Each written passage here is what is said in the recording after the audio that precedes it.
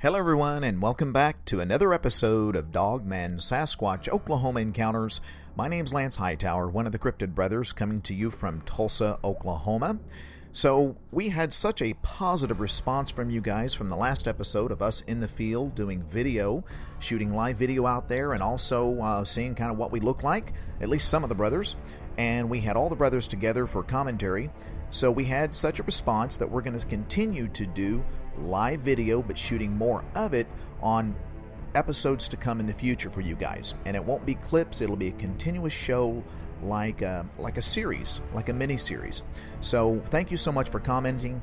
By commenting in a positive response, that helps us grow the show in a direction that you guys want to see.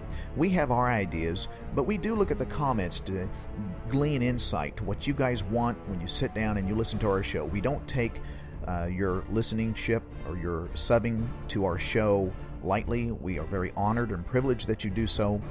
Now, with that being said, aside from us shooting more in the field video for you guys, we're going to continue, of course, with the interviews that we normally do. But what I would like to do is actually have a contest for you guys. Now, at the end of each month, I can see at any time, of course, but what I want to do is at the end of each month is I want to have a contest for the individuals who share the most our channel. And we can see that in our analytics online. So at the end of each month, when people share to their friends and family and coworkers, I'm going to give a special gift that's going to be personalized from us, and we'll send it to you no matter where you're at in the world. We will send it to you. And that's just a token of our appreciation because, again, without you, we would not have a show, we would not grow. So that's our small way of saying thank you. We really appreciate you. In addition to that, we do have a website coming up here very, very soon, I promise. In addition to that, we're going to have an online Cryptid Brothers store that will start out with some t-shirts. I think we'll have about 3 different kinds. And as it progresses over the next couple of weeks, we're going to add some really cool things. One of the things I finally got Wily Dave to do for the first time after twisting his arm for literally months. He was reluctant on doing it for good reason, but I can't wait to put it in the store. I'll put it that way. I promise you nobody will have anything like this. It is fantastic. So I'm excited. When we have the prototype ready to go, I will take a picture and I'll have it in the store. You're not going to believe it. The other thing too is that we have a gentleman working with us out of Tennessee. He is a sculptor and he is phenomenal. He sculpts primarily just cryptids, and he is so good. He's sending us a sculpture of a dogman that he saw, and it's one of a kind. There's not another like it, and as soon as it comes in, I will air it on the show for you guys. You're going to be blown away as I was. This guy is good. In addition, we will have our show on podcast, and I know some of you have been waiting and waiting for this. Podcast will be available on the website as well. So let's get right to the show today. It is a dogman story. This gentleman is a father. We're going to go right into it. His son was acting strange one day. He finally said, "Son, what's wrong?" The son began to explain what he encountered as he was with some friends driving in the woods one day. I've been in the woods all my life. I was like born in the sticks. We were 7 miles out of town and a mile down a dirt road, and so I've had that sound, the deafening quiet, but I've never seen anything, but I've heard that, like you say, the deafening silence.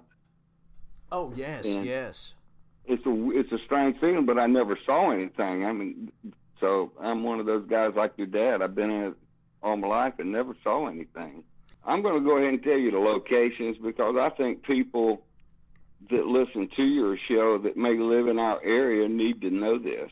Sure, absolutely. Because of possible dangers, and that's what I'm going to get in with you too later into this. But I'll start off with saying my son is 17, and we live in Mount Pleasant, which is right on the harbor of Charleston, South Carolina. And we live in a suburb here, but we stay in the National Forest area. There's a huge national forest, which is Francis Marion National Forest. Oh, yes. Yes, I know exactly where that's at. It's I think it's over 250,000 acres of coastal wooded land. So you've got this is called the Low Country. Okay, so you got a lot of swampy land there, but it's also bordered by big rivers that dump into the ocean. One of them is the Santee, and one of them is the Wanda, which are two of the largest rivers here.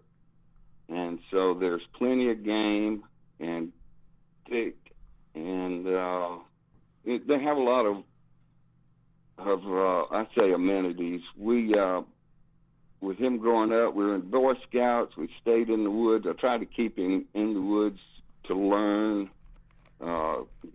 hunting, guns, everything. They've got a nice rifle range out there. They have biking trails and so forth. And there's a lot of dirt roads. And I guess they call them firebreak roads, but you can travel from county to county on just dirt roads through that national park. Yeah, so he grew up going to the gun range about every weekend, every time we could, so I could teach him, to handle firearms and to, eventually get into hunting. Wonderful. And we were always fishing. And so this past spring, he got his license in January, turned 17, and passed his test and so forth. And so he and his friends were so excited. They were wanting to go camp in the forest area out there. And so they would, on weekends, they would let him borrow the vehicle, and he'd go out, and they would try to find fishing holes. There's small ponds and lakes all over the place back there. You just got to know where to go. And one evening, it was at night, they were on one of those firebreak roads, which is it's a nice gravel road, and they were, just noodling around, just looking for a good place to camp or to just hang out, and something crossed the road in front of his headlights, and at first he thought it was a large deer. He wasn't sure because of the way it was moving.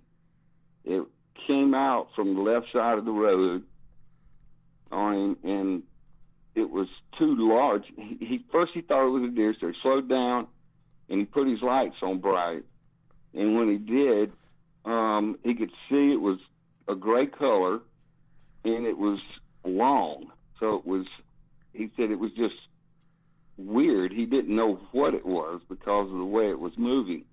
But when it got to the right side of the road, it got to a tree, and it stood up on two legs.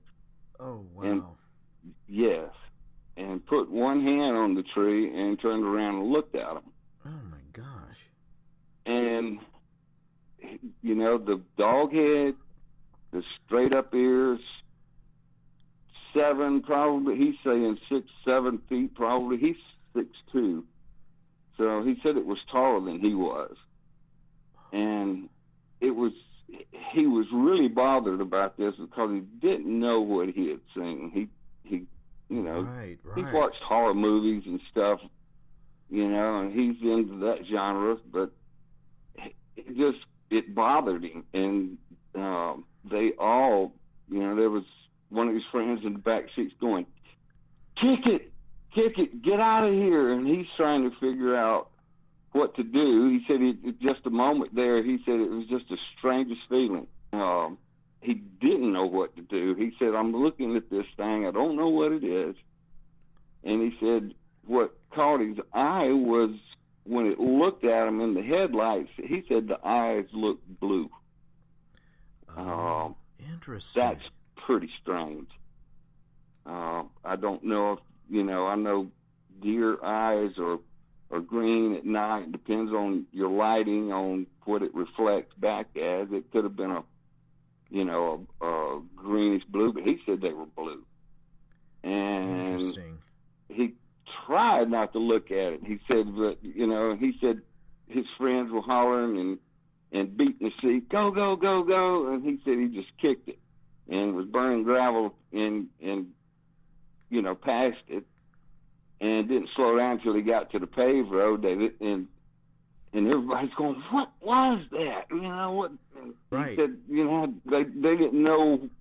I don't know. Didn't know what it was, but they headed back to town as fast as they could. So whatever it was kind of shook them up. Okay, because he did come in early that evening. They'd like to stay out. We give him a curfew around 11 or 12 o'clock or something on the weekends. Sure. But he came home early that night and went straight to his room. And so I think the next day was Saturday, maybe, because we were all here. And I could tell something was bothering him. And I asked him, I said, hey, did y'all find a place to camp, or how did it go? And he told me, he said, Dad, something, I don't know what it was. He said, I don't want to talk about it right now. So it took a couple of, you had to just stop him and say, sit down and tell me what you're talking about. Tell me what you're looking at here, or that you can't explain. Tell me about it. Mm-hmm. And so he started describing it, and the more he described it, the more detail he remembered. He said it didn't look like it had hair everywhere. That's what was bothering him. He said, I didn't know if it was a deer at first, and then some large animal with mange or something. But the length of it, I think, because it was down on all fours when it came across the road, slow, it wasn't running, but it moved very weird. He didn't know if it was hurt or if he didn't know. He just never seen anything like that. Right. And so, but when it stood up, that's when everybody freaked out. That. I don't know if he saw hands or what, but he did say he put one hand on the tree. So when he said that, I got a laptop for Christmas 2 years ago, and so I've only learned about Dogman listening to your show and Vic Condiff and a couple of others, and just kind of learning myself. I had no idea there was a cryptid out there like that. I've heard of Bigfoot since, the 70s or whatever. Right. Since the Patterson-Gimlin film. But exactly.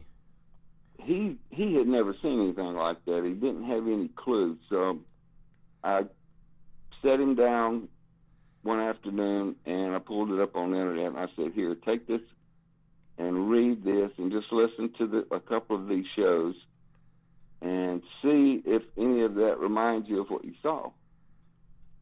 And bingo. Really? He says, Dad, it was a dog man. He said it couldn't have been anything else. Well, that's not the end of the story. Okay, a couple of weeks went by, and this was in the spring, this just past spring of 2017. They decided to go camping, and they were just going to go for one night. Got out of school, came home, had everything all ready, loaded it up into the SUV, and they went out, and he wasn't going near that area. It's such a large place. They had picked another place. Gotcha. It's so vast out there that he knew the areas pretty well to where he knew what a gun range was. He wasn't going to camp near there. He knew where the cycling trails were. He wasn't near there, so they picked another spot. And so they got set up, and they were sitting there at the campfire, just kids, no telling what they're doing. But he said, Dad, I swear I heard a woman scream way off in the woods. He said it was a scream of a woman. And I don't know if the others heard it, but he said he felt uneasy about it. And he wasn't thinking about the dog man or anything. But the scream bothered him. And he said probably an hour went by. I guess it was near midnight about that time. A DNR, what we call game wardens here. I don't know, what do y'all call them there? Game wardens? Game wardens, yes. Yeah. An officer pulled up in the truck and got out and said, what are you kids doing here? And I said, well, we're camping, sir. He says, pack it up, get out of here.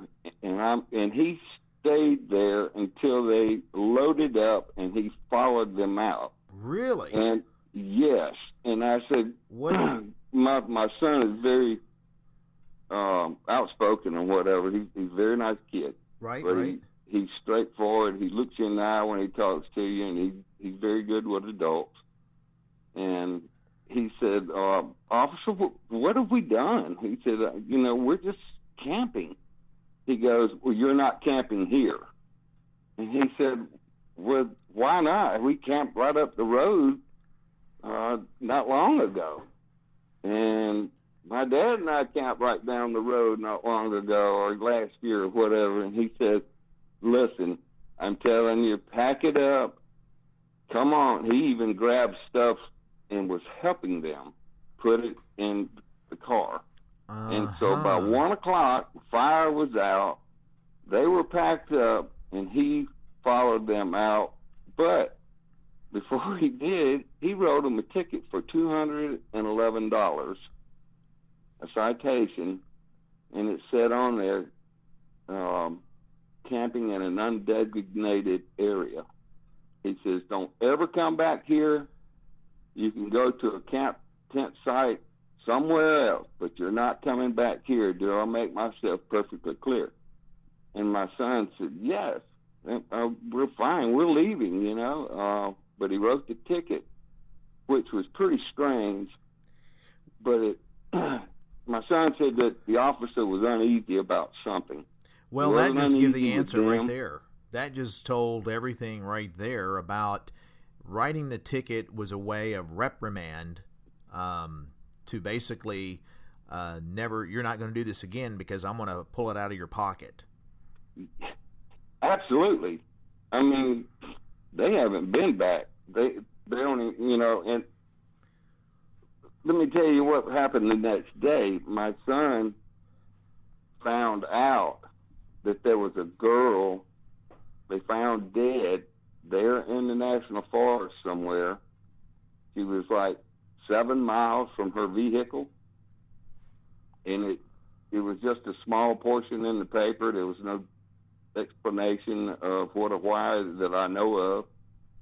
So he actually, I don't know if he heard a dog man. I've heard on some shows that sometimes they could scream like a woman. Yes. Or whether he said, it bothered him. He said, Dad, I may have heard that woman getting killed. Yeah. But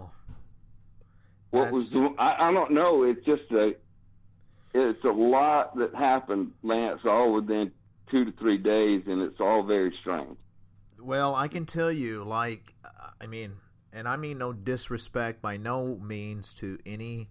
I respect highly the men and women that are in the wildlife department. I really do. They do a very thankless job. They have a lot on their plate when they're out there during hunting season, and they do a lot of good for our natural resources and our game. Yeah. But I will say this, and I'm just being very forthright and upfront. I'm just going to say it like it is.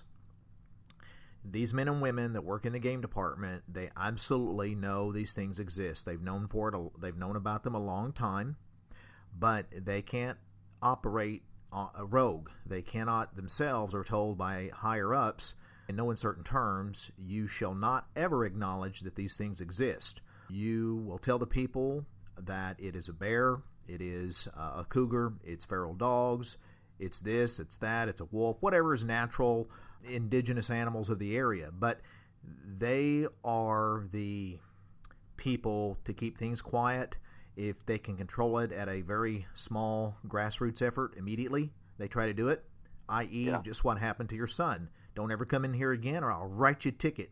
And it left a big question to your son, like, well, what the heck? If it gets if it blows out of proportion where it looks like they can't control it, they are the ones that have contact. I'm not saying they are the only ones, but they are kind of the first contact, being wilderness officers, if you will, to call in federal government type of officials to come in and take care of the matters if it gets like in that last episode that we had with the gentleman that had the Bigfoot attack in Ohio. And so it goes from a police to a game warden, game ranger, to a federal level in a short time. So, yeah, that was very strange. Strange. That nothing to the average person that wouldn't process. But unfortunately, when that encounter with your son, that he kind of now, after you showed him some of the shows and said, yeah, that's what I saw, Dad. I mean, now when a game warden or game ranger behaves like that, yes, that he was in an area that, I mean, like where we deer hunt, you can, it's not on the level of, it used to be like 1 million acres, but now that's dwindled down to about 600,000 acres, but you can camp literally anywhere. It's all, anywhere you want to. Yes, sir. Yes, sir. It's all same primitive. Same thing here. And this is what blew my son's mind. I mean, he said there were burnt spots and, where the rocks were in circles. He could tell where people had been camping in that area. And yeah, I mean, if there's a nice place on the side of the dirt road and a good place to pitch the tents and build a fire, there's nothing wrong with that. Right. It's not an undesignated camping area. But for some reason, he had to get my son and his friends out of there and followed them out of there. And well, the reason would be very, I mean, you could go through about 3 or 4 reasons, and at least one of them would be 100% correct. And that is either that a very, very unfortunate incident with a lady. If yes. You said she was found dead? Yes, in the National Forest area off of one of the dirt roads. I don't really know the whole story, but I do know that she was found 7 miles from her vehicle. Good. And that was pretty strange. It probably didn't elaborate in there. Of course, they would. No, sometimes. It wasn't a big story. They'll keep the details to a minimal to keep people kind of down a little bit on the lowdown on exactly how they found her. Yeah. Either that was, they knew, they being the game department, they either knew how she was killed, or it was a very something very bizarre, but they couldn't explain it. But I personally think they could. Two, that they have seen these in the area where your son and his friends were at, and they didn't want anything to happen. Bottom line is, it already had. It sounds like. Yeah, that's where I'm kind of going. It already has. So that area was an area that they know this thing is in there, and they, in no uncertain terms, and see, here's the thing. Let's just say for a second, hypothetically, let's say it was a bear attack. Let's just say it was.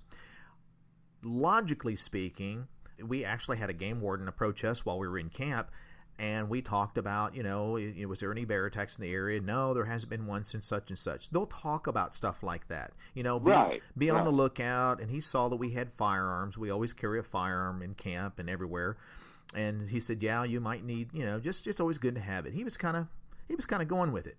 So if it was a bear attack in that area, then the game, he'd say, okay, guys, have a good time. Do you have anything? Do you have any bear mace? Blah, blah, blah.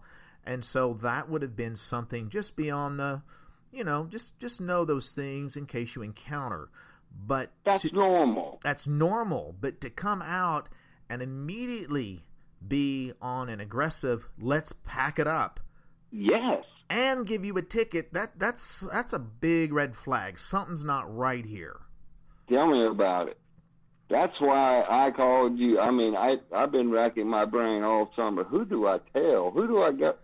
I wanted to call the officer, but I couldn't actually read his name on the ticket. He wrote it at 1 o'clock in the morning in the dark.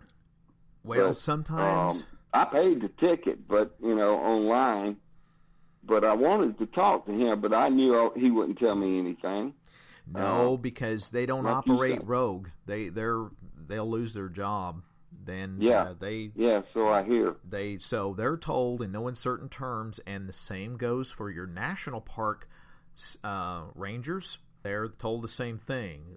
Information like that leaked out is grounds for expulsion immediately, and you are done in law enforcement in that division. Now, I just put things together. I'm a guy that puts things together. So I would say that if you wouldn't mind, again, tell the location for folks since where this is at, and so they can, if you don't mind, one more time. All right. This is in the Francis Marion National Forest. It's in Charleston, South Carolina. It's all in Charleston County, and it does get into other counties, Berkeley County and so forth, but it's sandwiched between the Santee River, which is a huge river, and sandwiched between the Santee River and the Wando River, between the two highways. One of them is 17 North, which is the main interstate, but it's a main 4-lane, and the other secondary road that really the one that all the trails are off of and the camping sites are on Highway 41, which is comes out of Mount Pleasant and heads northwest. But it's a large. You can't miss it. If you're heading north from Mount Pleasant, you're going to be running through parts of Francis Marion National Park, and because it just spreads out. Like I say, I think it was last I saw was over 258,000 acres, 400 something square miles, and just beautiful wooded coastal land area. But something is wrong there for that incident with my son. Him being a teenager, to go through something like that, he knew something was wrong. Never dealt with DNR before, but he knew there was something uneasy about the whole situation. So do the other teenagers. They're going, "Oh man, this is bomb. Why are we having to do this?" But the guy actually helped them load the stuff into the car. See, and that's another bizarre. Follow them out. That's another bizarre gesture. I mean, because usually when you get in trouble with game wardens or whatever, you'll sign a ticket, and then they'll say, "Okay, be sure and don't let it get again. You'll have to show up for court. You guys have a good day. Absolutely. You guys have a good day," and then they'll leave. Like this. But to stay and help pack, right there's the answer right there that you're looking for. He knows something. Wrong. Something's wrong. He knows something in that area, that something's happened or something has been seen multiple times, and he's not allowed to talk about it. And so for people that's going in this area, what can you do besides warn people? I would just say, again, we know very little about these creatures. We don't know where they really come from. I'm going to say they've been around for a long time. This time of the year now and through winter, they eat primarily meat.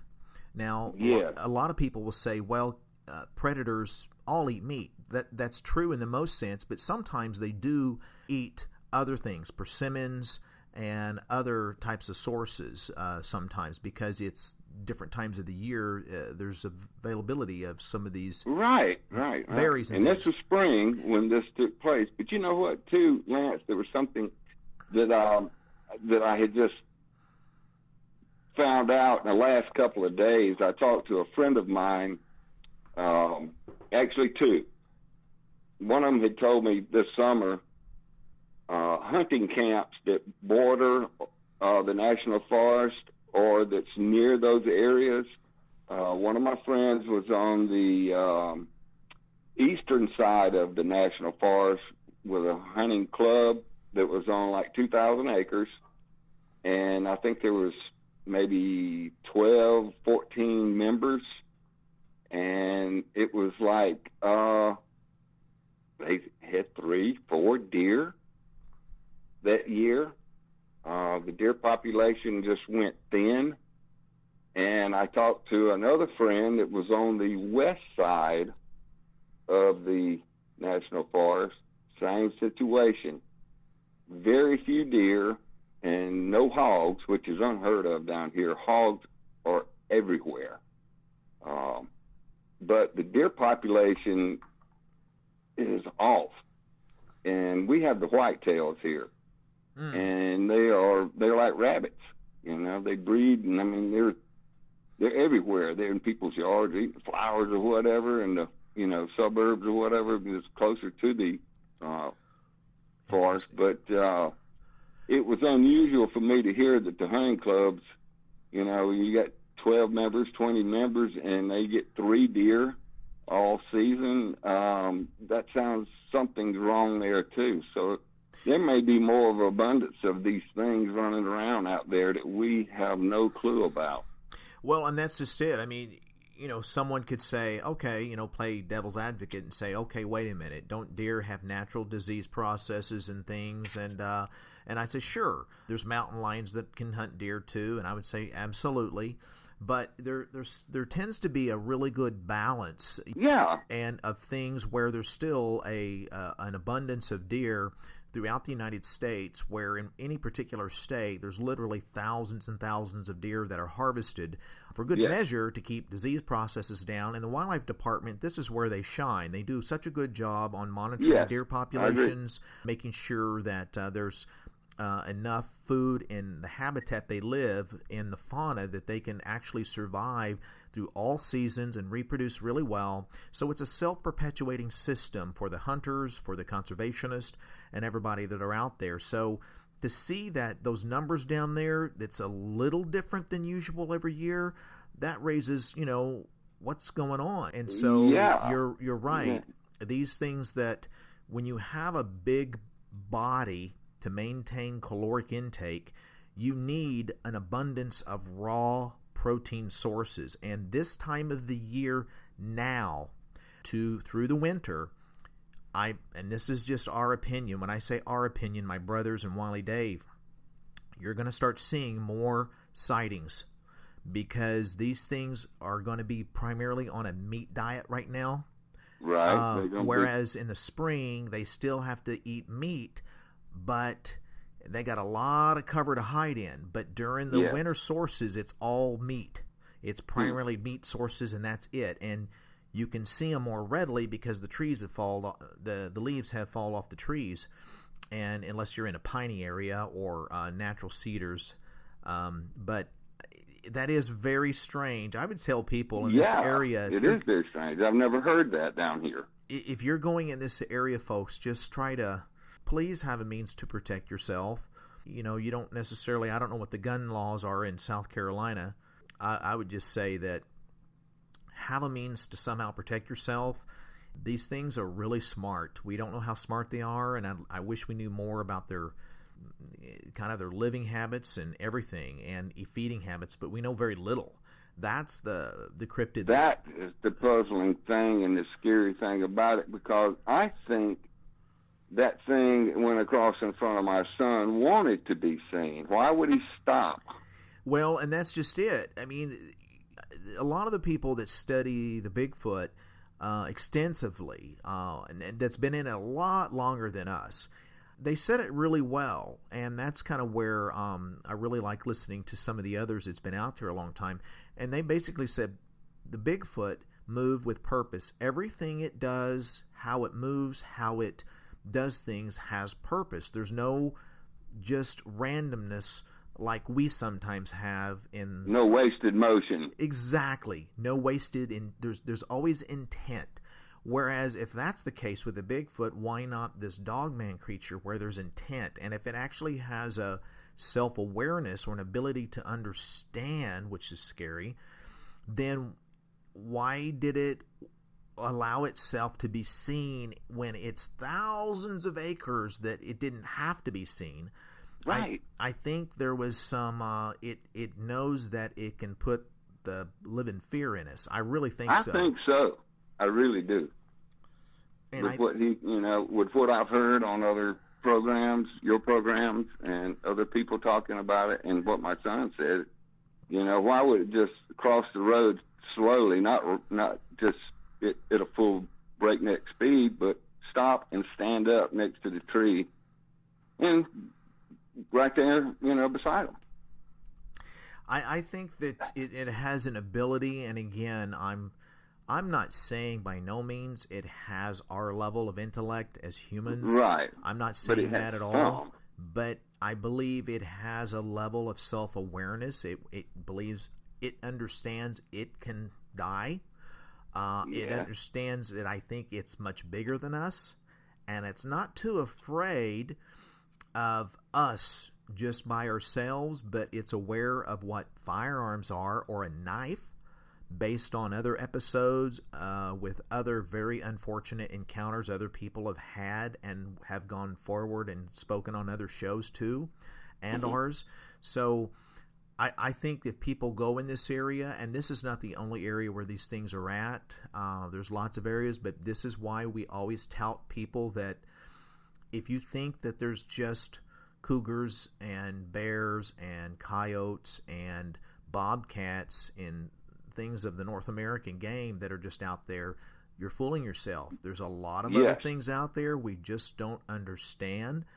By no means do we have all the answers. We don't have the answers, but please go with some protection and realize that if you have a very unfortunate encounter where you encounter these things and you don't have a way out, you need to have at least a firearm on you, and don't aim for the body, aim for the head. I'm just going to tell you up front, I'm not trying to be sadistic here. These things can be dangerous that we're aware of. All these cryptids they have a level of being dangerous, but don't start a fight. But if you feel like you're backed into a corner, so to speak, shoot for the head. Aim for the head. Aim for the head. And I've heard the body shots don't seem to bother them, does it? Well, it's when you have a mass, of something that's about 2 feet, 2.5 foot thick, and it's as wide as 4 feet wide in some encounters. When people are under severe fright and fear, you can't hit the broadside of a barn. Right. And I know I'm telling people to go for the head, but the head, you have to understand, is still very, very large. So you've got to know your firearm very well.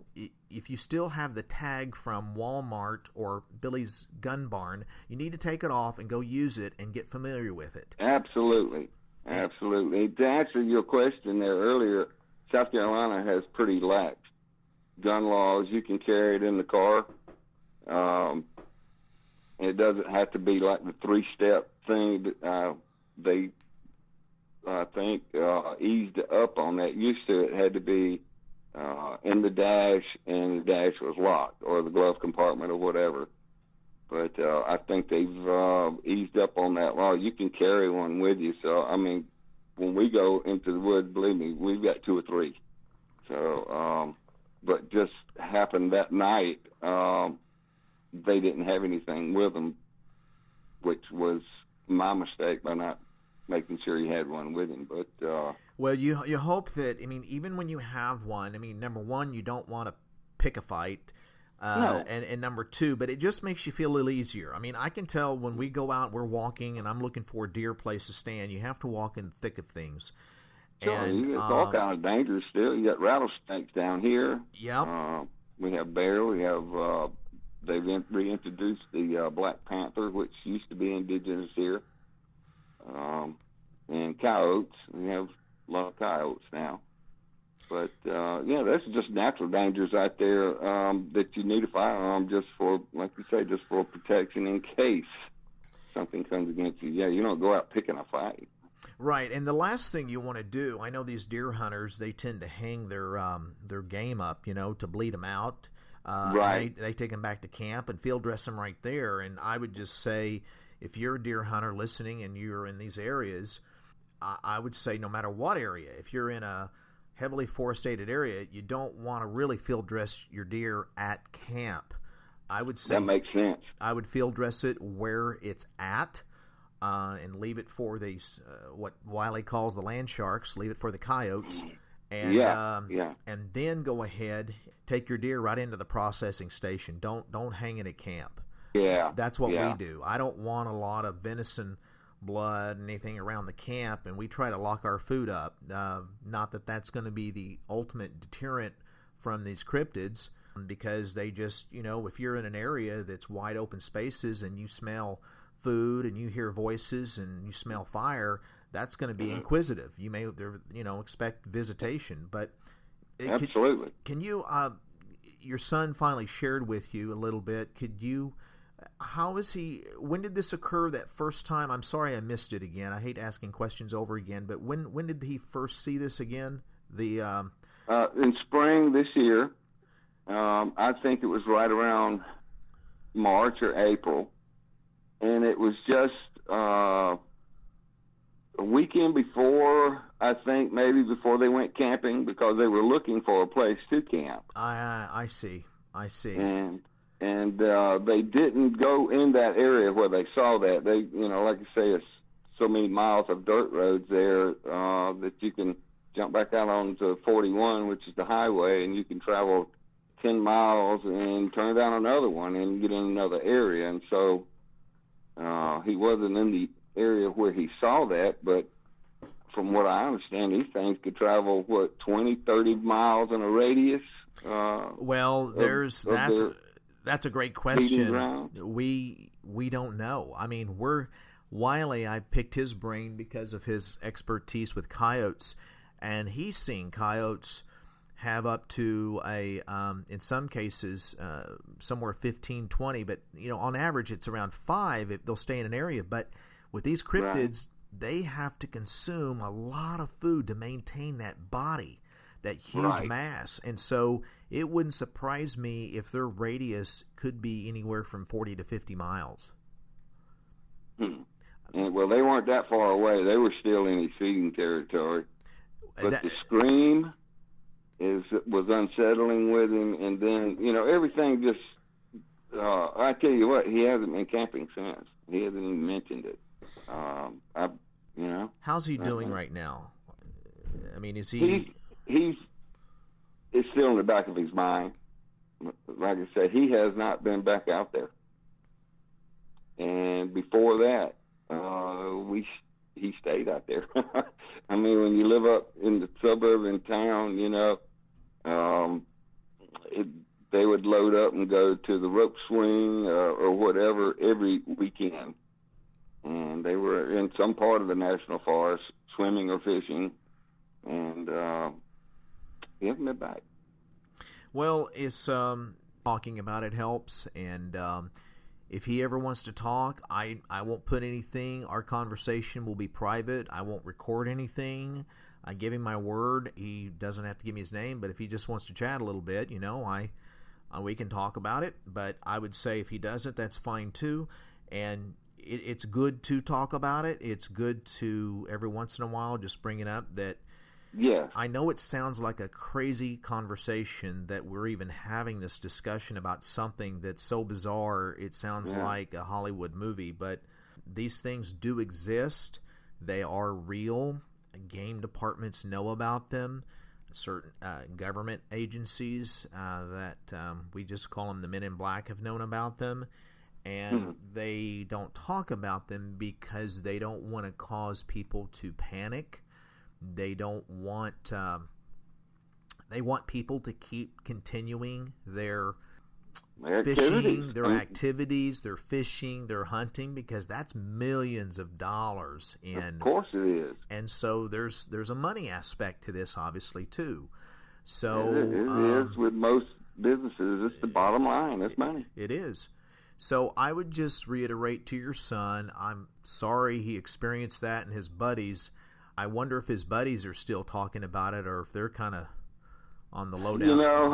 That's a good question, Lance. It took 2 or 3 sit down talks with him to get him to loosen up about it and to, just really tell me everything. I can tell he's a little more open with me about it the third time at least. Like I said, I hadn't pushed the issue of him, going back camping or anything. I haven't, it's just, I don't know if it's just too soon, or maybe next spring might be the ticket, Well, everybody has their own time frame, and it really is. It's an individual thing, and sometimes it doesn't have anything to do with age. It's really harder on someone younger because, when you're about his age, you love the horror flicks and, you love watching these werewolf shows and all that, because the part of your brain after you get through watching a movie is that, oh, thank goodness these things aren't real. Exactly. That's just... I appreciate that. I would like for him to talk to you, and I really wanted him to make this call to you, but he's being young, and he'll come around, I think, at some point, but not yet. I understand, and if it never happens, I can understand that too. I respect that a lot, and I hope sometime he feels comfortable to get out. He will be able to get out again, I know it, but it sure helps tremendously to talk to someone that knows these things are real and kind of help explain. I wish I could give every answer to every question he might have on why these things exist, but I can't.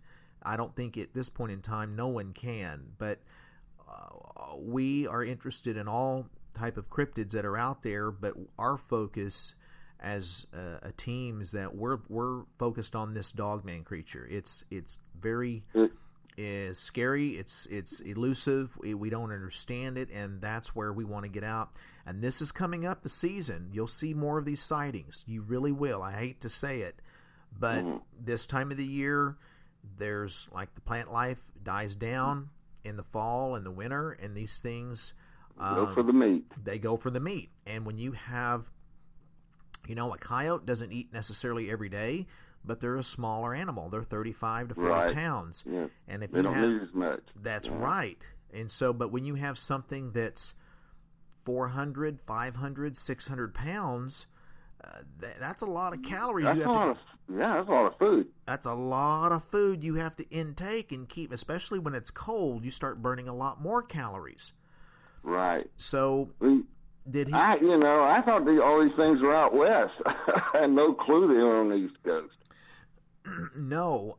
In fact, I wish I knew episodes. I need to start taking better notes from the other shows because I don't get to listen to as many as I used to before we did the show, but there were some episodes that really stuck out in my head, and I know some of the listeners will know right off the top of their head which episode I'm referring to, and I believe it was Vic Cundiff's show, Dogman Encounters, which is a great program. I've listened to Vic before. And there is an episode of a gentleman, I believe, I could be mistaken, and if I am, I'll go back and correct myself, but I think there was a gentleman that had an Airstream camper. Him and his wife were traveling, and I think they were in the Carolinas, and it was in the Gulf Coast, and I think it wasn't too far from, it's the same forest that your son, that area. And wow. He, and I'm sure people are correcting me right now as they're hearing this, but and this gentleman, him and his wife were taking this road trip, and they went into some areas, some off-beaten state parks, and he encountered at one time in this very remote camping area, the people were very strange. There was a ranger that came up to them and said, "You're going to be staying the night here?" And he said, "Yes." He says, and the ranger replied, "I promise I'll come back. I promise I'll come back." And there was like, okay, just really strange behavior. I'll be back in the morning. And he pulled into this one area, and something hit on his Airstream. So he got out, and he carries a sidearm. He got out, and he encountered maybe 3 or 4 of these creatures, and they were. He shot at one, got back in the car, and he looked in his side mirrors, and they were following along this camper. I believe it's in the Carolinas, and it was just a really strange, creepy area right next to the coastal areas. And so Man, it's I gotta find that one. Yeah, I wish I knew what it was, but the gentleman, Vic shows pictures during that guy's story where he showed a picture of his camper, his campground. He had a dog with him and his wife, and so he just talks about bumping into a guy at a parking lot, and they go to a cafe, and the guy says, "Yeah, I've seen them too. They're here," and so. That might be something if you can find that episode. Yeah. I wish I could recall the specifics of exactly which parks, but he talks about the parks. I just can't recall right now that entire episode, but that'd be something to check on Vic's show. I will. I'll look for that one. Can I ask a few more questions regarding if your son shared some details with you after he collected his thoughts a little bit? Sure. When he came next to this thing leaning on the tree, it was dark. Could they see that? Did his lights have enough peripheral vision there where he could see detail? He said the eyes were blue, but did he give an estimation of how much this thing weighed or any other weird features? Did it have its mouth open or anything like that? He didn't say about the mouth being open. The only thing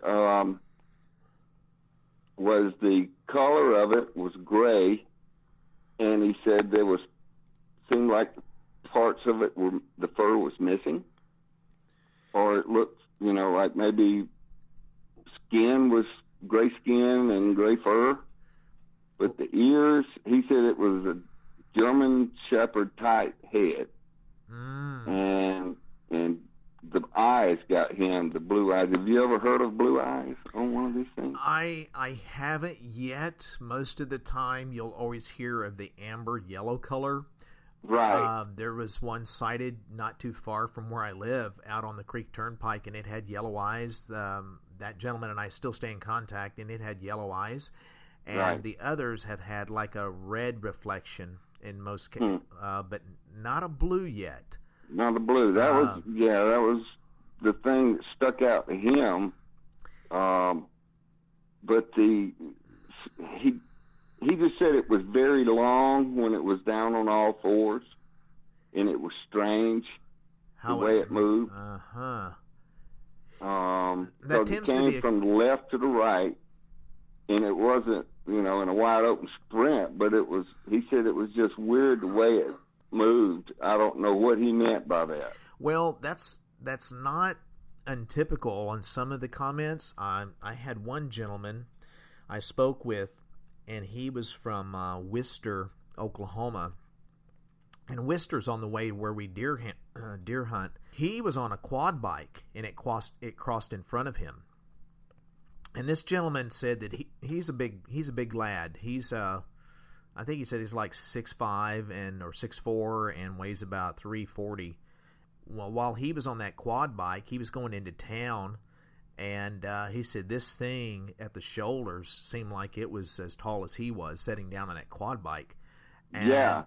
And he said how it crossed the road really put the willies on him, because that's what he said. He said it freaked him out. He said it kind of had its tail end was lower than its front end, and it had kind of a build like an oversized hyena. He said, and how it moved, though, is what really stuck in his head. He said it moved as quick as a hog, but it had a weird creep to it. And it wasn't like a cat creep, like a mountain lion. But it moved fast like a hog, but yet it's like its front end was being pulled. It's pulling its front end, its hind end, its upper body was so big it was kind of pulling itself but it did it very fluid like. It wasn't like it was injured. That you could tell that's just how it moved. That's what really creeped this guy out, and he turned around quick. And it freaked him out. Because it happened at night, and he's on an open quad bike, so he says, "No way, I'm turning around." Oh man! So that would have been terrible. I mean, to be that close too. Oh, you got no protection. Then a car is one thing, but a quad. Yeah, no doubt. And he just said this thing was, he thought it was at first, he told me, he said, I thought it was a heifer, like a cow got out. And yeah. And then when I saw how it's moving, I was able to focus. And as I got closer with the lights on, and those quad bikes don't have, it's not like a LED lights all lit up and everything. Right, exactly. And he saw how it was moving, and he's like, oh, my gosh. And so he turned around and got out of there, and they got a truck. He told his brother, you got to come with me. And he says, let's take the truck. His thing was too big. And it freaked him out for a while. And he called me, and he said, am I crazy? And I said, no, you're not. They're spotted. You're in the right country, unfortunately. Yeah. Well, he just... he didn't elaborate except that he didn't know what it was. He never heard of anything like that, never seen anything like that. He just said it just moved weird when it was on forward, all fours crossing the road. The roads, the gravel roads there, you can pass a vehicle, but you almost, have to put your right wheel over on the shoulder, but it's still road. And there's ditches on each side, probably no more than 3-4 foot deep. So, it crossed in front of him from left to right, and when it got to the right side, I think he said, there were some little bushes, little trees and whatever, but the big tree was, when he stood up on two, that's when everybody was beating the seats and saying, go, get out of here. So I don't think they had a lot of time for detail. Gotcha. Except for it was a dog on 2 feet, and it was strange looking. And I didn't ask him about the, how much it weighed or anything. I'll see if I can't get that out of him. Did he notice, were there any other people camping in the area that he passed, or he could hear before they set up the camp? No, he said they were out in the middle of nowhere.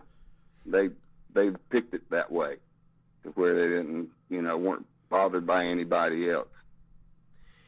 Has he been, well, you kind of gave me the answer there. I always like to ask if someone has been back in that area or noticed if there's any military helicopters or any military vehicles in and around that area. Has there been anything that he's shortly after that or around that time frame? I haven't heard, Lance. I've been wanting to do the same thing. I want him to take me to where he had the sighting in the daytime. And when I do that, I will call you back on that and see if I can't get some more details. Absolutely. Like I say, this thing's been going around in his head, but it's been going around in my head. I need to tell somebody about this. Well, and that's just it. It's really hard because, as well as I do, if there's no crime committed, then why call a police officer? If there's no, where someone poached an animal or someone's just shooting off randomly a firearm, then why would you call the game department? Most people want to call the game department to say, hey, I got something weird out here. I just saw this, scared the bejeebies out of me. What's going on? You won't get like you said, they're not going to tell me. No, they're just going to say, stay out of that area. We got a wild bear going around. Right. Right. And so when your son's ready, and if you guys go out there when some of the foliage comes off the tree, and he could just start trying to get him to, even if it just stays in the car, just kind of slowly and progressively to say, hey, let's just take a drive. Don't have to get out. Let's just take a drive. Just kind of be lighthearted about it and just see, because over time he'll get better, but it's really hard when you see something like that at a young age. I know. And he said, at least you believe me, and he knows, we're close. We're very close. And we've always said, because we don't hide anything from each other. We're good friends, but I am his father. But he did say that at least you believe me. Yeah, and that's... it's got to be traumatizing, I'm sure. Yeah. And I could tell something definitely was bothering him. Well, and that's the relationship my son and I have. I'll always be up front with him, and I told him, I said, if you ever see something strange, I want you to tell me. I said, these things are real. I just hope you never see one. But if you do, shoot me straight and just tell me, because we can talk about it, and I want to know where it's at. But yeah, I mean, if he ever wants to talk, if he doesn't, whatever he feels comfortable with, we don't have to do anything on the air. We can just chat over my cell phone. You've got my cell phone number. It's my personal, and he doesn't have to give me his name. And he can just, ask me anything he wants, and I'll shoot him straight. I'll tell him if I don't know the answer, which I don't know a lot of them, because these things, we don't know that much about them. Well, I mean, thank God you got a platform where at least someone can call and talk about it. I mean, like I say, I can't call DNR. Like I say, I thought about calling that officer, but I figured he wouldn't tell me anything. Well, he probably won't, and honestly, even if there wasn't what I call a contact, which I pray people don't ever get into contact with these things. But if people keep asking questions and pushing it to the DNR, then that is, you never know. Then they may have people from the Fed come visit you to tell you you didn't see anything, and keep it that way, and no uncertain terms, and that's what you don't want. Yeah, exactly. So the best thing for people to do if they encounter one, let's elaborate a little bit, because I do want to, because I brought it up, so I'll kind of finish it, and that is, if someone does shoot one and they get one down, please don't walk up to it. Because here's the thing, and I'll just say it. Usually where there's one, there may be two. And where there's two, there may be four. And where there's four, there may be 8. So first of all, we don't understand if they operate like coyotes or wolves. We don't know their hierarchy of their units. And so they could actually have what they call male roamers, where they go out and they bring food in. We don't know. I'm just, I don't have the answers. I'm just a guy that puts things together.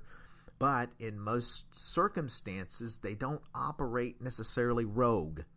So that's unsettling. It is very unsettling, and it's not even, you don't want to even think about it. But if you get one down, run. Get out of there. Just get out of there. Don't worry about packing a bunch of stuff. Just get out of there, get in, and leave. Wait till daylight with a group of people. Get your stuff. And honestly, I wouldn't tell, and this is just my 2 cents, I wouldn't call the game department or anything. Just leave it. Just leave it. Because you call the game department, and they're going to call other people, are going to say, you didn't shoot this, you shot a bear, and that's the way it's going to be. I heard a show like that. Don't want to get involved in that. I don't want anybody. Don't try to put it in the back of a truck bed and go. Everybody's got what they would do, but if someone gets one down, I will fly, and I want to be there. So you'll be the first person to hear. Like I say before, who do you call? There's no, that's just it. There's nowhere. I mean, you and Vic Conda, a few others have the only platforms that someone feels comfortable that they're not going to be questioned to death or looked down upon or called a liar. To be able to tell what really happened. Well, and that's what's the frustrating part. Exist. And see, for every person, and I don't, we're just totally speculating with this, but I believe that every person that has the courage to call in, they're just bewildered, befuddled, like, what is this? Then you'll have 24 that will never call, because they won't. They don't know about that. They're not they're not familiar with computers, or they don't know about YouTube. And if they know about YouTube, they don't know about these shows, or they're still reluctant on telling anybody because they don't want to be viewed as a crackpot, nut, whatever. Yeah. And it could be the position they hold in society. You have a minister or someone, a business owner or a manager of a community they don't want that out because they don't want it told. They don't want it told. They don't want people to know that they may be remotely perceived as being off their nut. But I mean, I wish it wasn't so, but these things are real, and people do need to know about it. And I had this conversation with Wiley on the way back home. It's that I'm not trying to convince the 80% of people that haven't seen or haven't had an experience. That's honestly not our mission or goal. I'm trying to better inform the 20%, roughly 15 to 20% that have had that do see them, that do know they're real. Not only do they believe, but they know they're real, and to better educate with what little information we have. It's really hard for me to inform people, but yet I do respect the wishes of people that don't want locations out yet. And I know people are desperately wanting this location of the last episode, but I gave the gentleman my word I wouldn't. But as things pass, as things calm down, I think the gentleman, may be at a point where he will allow locations and names and things like that, and in due time. But it's to inform the 15 to 20% that there's something in this area. Don't go there. Be armed. And be armed if you do. And be armed and be with a group of people. Don't go rogue. And don't, if you're deer hunting and you don't know if there's anything in your area, please don't hang your deer at camp. Don't have a bunch of gut pile outside your tent. Right. I mean, I know this sounds kind of common sense for deer hunters, but sometimes it's not. It's a mistake. It's a mistake. And so just be mindful that these things are out there and they're predators. And well, I wanted the location known so the other percent that might believe that this is happening, that they would be aware. Just like what you're doing, you're warning people, Lance. I mean, you're giving people knowledge to work with. Well, I feel inept in doing it sometimes because, again, we know so little, but that is part of our goal, is to go out and intentionally call these things up with plenty of space between them and us, so we can see what little we can observe in a short time, how they move, what do they come to, did more than one come up, what habitat were they in. So far, the habitat has been very diverse. Not only are they diverse in what they look like, there's other types of dogman-like creatures that look different, but the colors are different, anywhere from gray silver, black, coyote calico color, reds, dark browns. All of them have been huge. That's the unfortunate thing. They're all massive, and they tend to be in groups at times, packs, and they tend to have some affinity or some type of symbiotic relationship with coyotes. We don't understand why yet or how that relationship is, but they tend to be, there's something going on there we don't quite understand. Right. But they are a predator, a meat eater, and again, this time of the year, they're going to be feasting on meat for a few months, so we just I think they're potentially dangerous myself. I mean, like I say, to me, it sounded, with what he was telling me, that it did not fear them.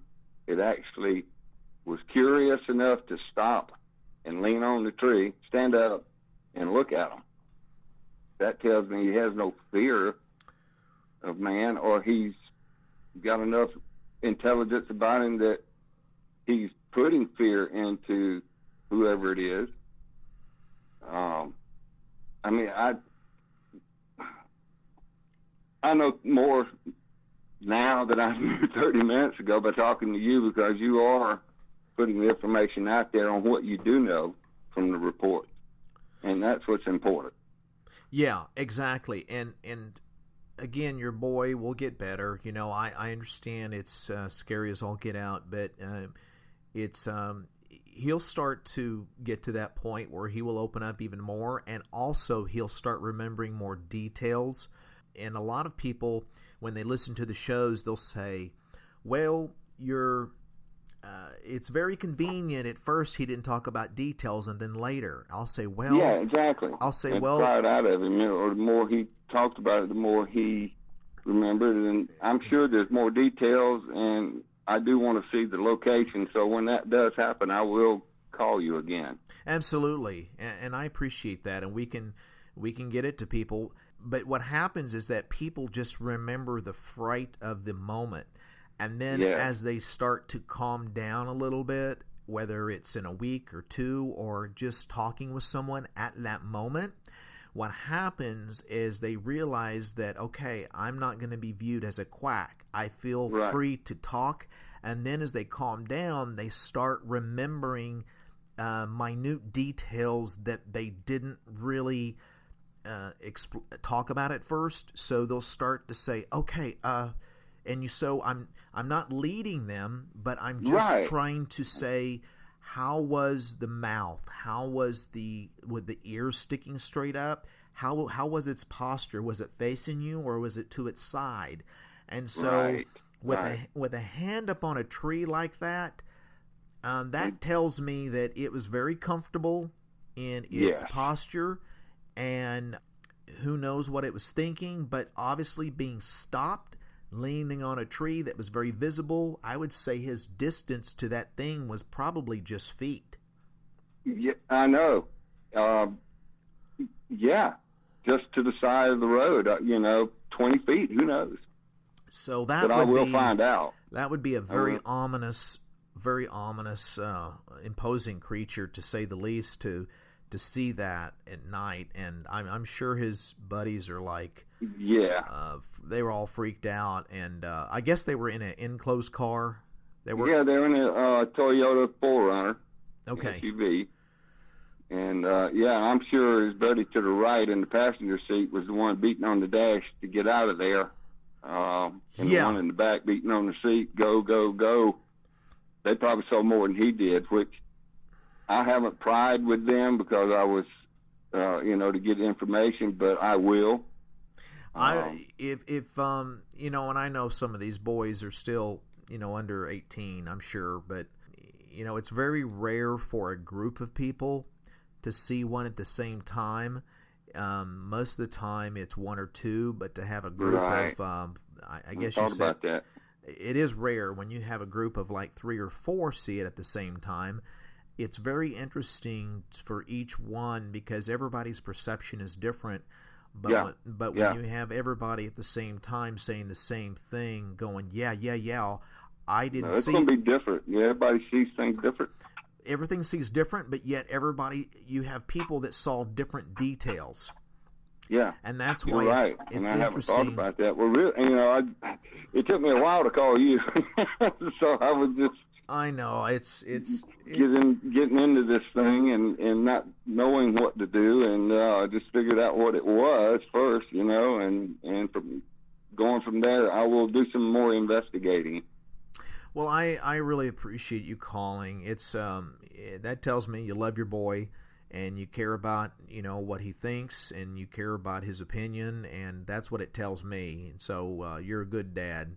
And thank you. And so if your boy ever wants to call me anytime, if I don't answer, that means I'm doing my daytime job. And you got a life too. Yeah, and so but I will call him back. He doesn't have to give his name. He can just say, "Hey, I'm the guy that saw one on the side of the road with my buddies," and I'll know who it is. If he just wants to chat for a little bit, it doesn't have to be the length of time that we've shared here.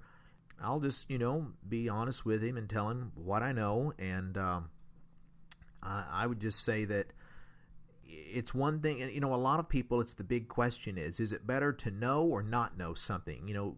Sometimes for me, it's important to know something and never encounter it rather than just, going ignorance is bliss. You just, I always want to be prepared should something happen, and not that you're going to respond perfectly under severe fright or stress, but at least you have somewhat of a game plan is what I try to have people. Be mindful of where you're going, what animals are in the area, and listening to these shows, be mindful of where to kind of stay out of right now. This time of the year, I know he saw this thing in the spring, but it would be interesting to note on these designated camp areas where this game warden told him to go, how is that patrolled? What measures are they doing? You know, I'd just be curious to see how are they trying to protect the campers in that area. Do they running constant patrol? What are they doing? That'll kind of tell you a little bit about how much they know. And why the situation played out the way it did with him. I think, you know, one question that I'm not sure I got the answer on, or if you heard, was the scream as a woman. That bothered him because he found that out the next day through the news or newspaper, whatever, that, you know, a woman or a girl had been killed. But have you ever heard of anyone reporting that? I have. Now, let's just, again, play devil's advocate here. Are there any animals out in the woods that can give that scream like that? And the answer is bobcats. I've heard bobcats. Bobcats and mountain lions. Mountain lions, when they're in heat and when they're looking for a mate, they will give a scream that'll put the hair on the back of your neck up. And we don't have those here. Okay, so if you don't have them there, your boy, being very savvy out in the woods, would know the difference between a bobcat scream, I would think, and so there is an episode, again, I think back these episodes, I wish I could recall them. I'm sure some of the people listening know which one I'm talking about, but I wish I could remember if it's Brenton's show or Vic's show. I get the shows sometimes mixed up on the episodes, but there was an episode of a gentleman that was living out in the country, and I believe he was Native American, and he heard screams coming from the trees, and it was during a storm, coming up on a front or after a storm, I can't remember which, and he felt like he just had to go see if that was someone that needed help. He said he heard woman screams, a female scream. So it sounded like a woman. Yeah, okay. And that's exactly what he said. It sounded like someone screaming, and so he went off and didn't take anything with him. I think he may have taken a flashlight, but no firearm, I don't think. And when he got into the trees, he basically was confronted in this trail with he said, I believe there was 4 to 6 dogmen that were standing upright behind him. Oh, and so what he did, he just started praying in his native tongue, and he prayed and walked right through them, and they just looked at him as he went by. And I firmly believe in prayer. Yep, and he started praying in his native tongue, and he just prayed all the way till he got back to his home, and that's where he settled down. And I can't even imagine oh my Lord, the fright and the fear. But thank goodness he was praying, and he was he didn't say he was rebuking anything. He didn't get that detailed with his prayer, only that he was praying and he didn't stop walking until he got to the house and kind of settled down again. And another brave man. Oh my gosh, yes.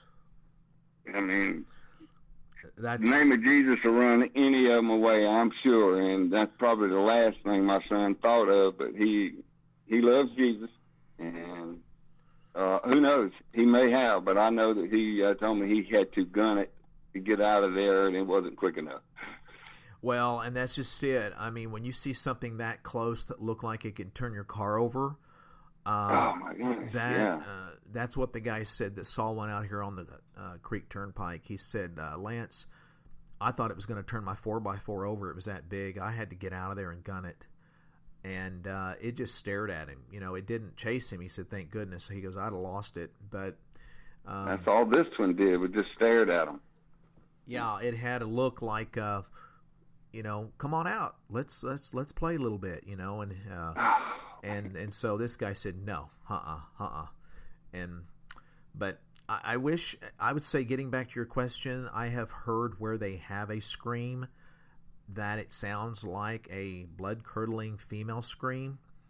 And Yep. Again, there's bobcat, mountain lions that sound like that, but the scream that people describe sounds more honestly like a female scream. And I don't know if it's something that they're mimicking. I don't know if they've heard that before. Unfortunately, that sounds like a horrible thought. Yeah. But I wish I could answer your boy in saying, did he actually hear a female in distress, or was it this thing using its mouth? I don't know. It's Right. going to be, that's one that will be, but bottom line, honestly, I don't know what he could have done. A circumstance like that, you would have to be armed, and but who would have thought, if it was a female? I mean, I hate to even think about that, but Me too. I mean, it bothered him on that. I mean, to find out there really was, a death had occurred, and it was female, man. That bothered him, and because he said that I don't know if I heard her or what, and I don't think he put two and two together. I don't think as far as it being possibly the dogman or her, Well, you just pray that it wasn't. She wasn't injured by a dogman, and it was. Yeah. We just pray that it was. If it truly was a lady that lost her life, that it wasn't under those circumstances. At least that would be horrible. And so, in due time, your boy will get better. He will get better. He just needs to talk about it to you. If anybody, since you have that relationship with him, you need to, when he's ready, every once in a while, if he brings it up, just listen. And let him talk about it, and then later probably he'll allow more details to fill in the blanks to you later. If his buddies at some point in time, if they want, it'd be good to talk amongst them. It would. I know it would help. It would help them as well. Exactly. Well, is there any closing remarks or anything that you would like to just say? You don't have to, but anything that on this particular encounter your boy had, to anybody else, or anything to add?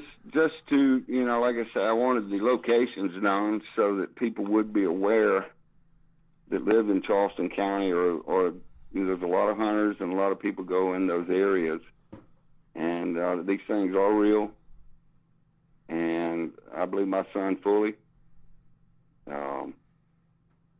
I mean, all they got to do is listen to your show or Brent and Solon or Vic Condoff's there a few times, and if that's not convincing enough, I pray you don't see one.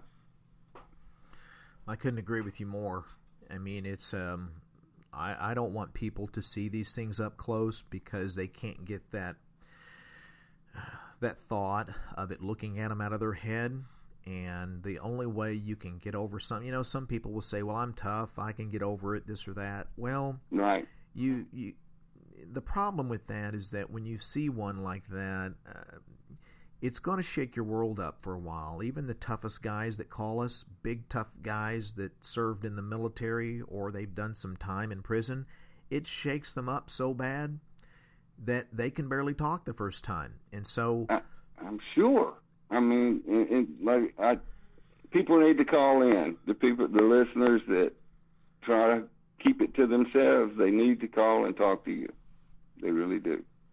Well, we all need to share the experience of this because there's really no sites to go to that you can talk on a state or a federal level. I mean, I can tell you right now, they're going to keep what's happened away from you. So we've got to help each other and be informed, and that these things exist, and we need to talk about it and try to inform people in areas that, hey, if you go in this area, just realize there's going to be more than you out there possibly.